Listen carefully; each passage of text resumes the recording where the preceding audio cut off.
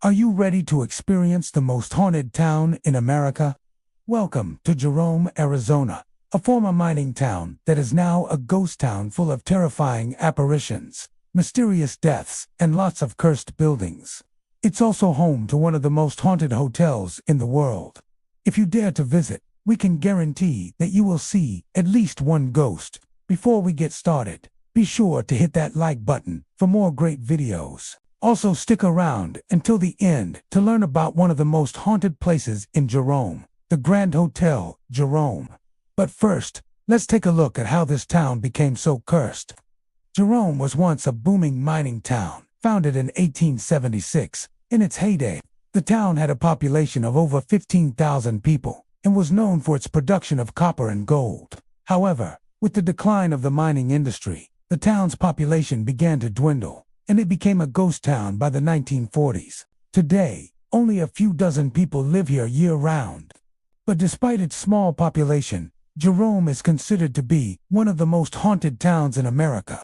One of the most active areas for paranormal activity is the Jerome State Historic Park.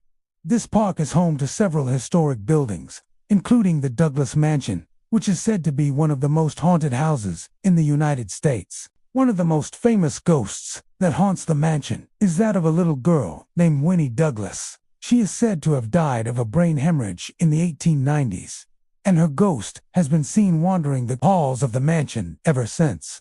Visitors have reported seeing her ghost in a Victorian nightgown and have heard her footsteps and even her laughter echoing through the empty rooms.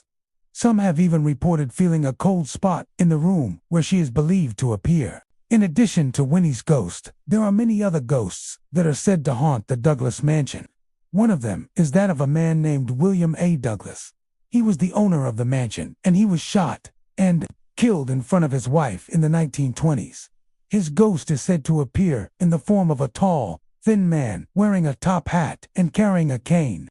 He is often seen walking up and down stairs or pacing back and forth in his study. The Douglas Mansion is not the only building in Jerome State Historic Park that is said to be haunted.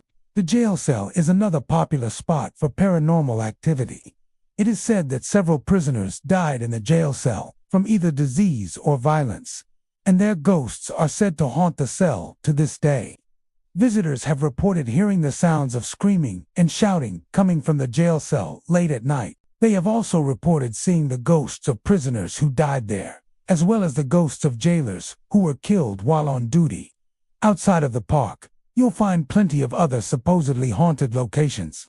For example, the Jerome Cemetery is said to be one of the most haunted places in town.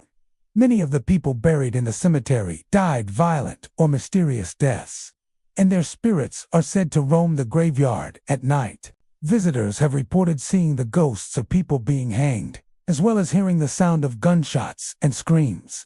Another supposedly haunted place is the Jerome General Hospital.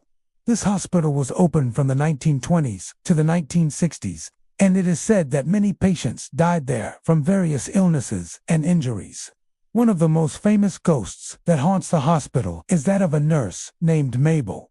She is said to have been killed by a patient in the 1940s, and her ghost is said to appear in the form of a woman wearing a white uniform and a black veil. Visitors have reported seeing her ghost walking the halls of the hospital or sitting at the nurse's station. They have also reported hearing the sound of footsteps and voices coming from the hospital at night. You can also visit the Jerome Historical Society Museum, which is located in an old schoolhouse. Here you can learn all about the history of Jerome and see some of the town's most prized possessions. And if you're lucky, you might even see one of the ghosts that are said to haunt the museum. It is said that the ghost of a young girl named Mary Lou haunts the museum. She is said to have died in the schoolhouse fire in the 1920s, and her ghost is said to appear in the form of a little girl wearing a pinafore dress. If you want to stay overnight in Jerome, there is only one place to stay: the Grand Hotel Jerome. This historic hotel was built in 1902 and was once a favorite spot for wealthy travelers, but it is now a favorite spot for ghost hunters. The hotel is said to be one of the most haunted places in America, with at least 12 ghosts that call it home. The most famous ghost that haunts the hotel is that of a former miner named Jack Yell. He was killed in a mining accident in the early 1900s, and his ghost is said to appear in the form of a man wearing a miner's hat and carrying a pickaxe. Guests have reported seeing his ghost wandering the halls of the hotel or sitting in a rocking chair in the lobby. There are also other ghosts that haunt the Grand Hotel Jerome. One of them is that of a former maid named Mary. She worked at the hotel in the 1920s, but she was fired after being accused of stealing from guests. She was so distraught over being fired that she took her own life in the hotel's basement, and her ghost is said to haunt the basement to this day. Guests have reported hearing the sound of footsteps and whispers coming from the basement at night. There are also several other ghosts that haunt the hotel, including the ghost of a former manager named Charles. He was killed in a car accident in the 1950s, and his ghost is said to appear in the form of a man wearing a suit and tie.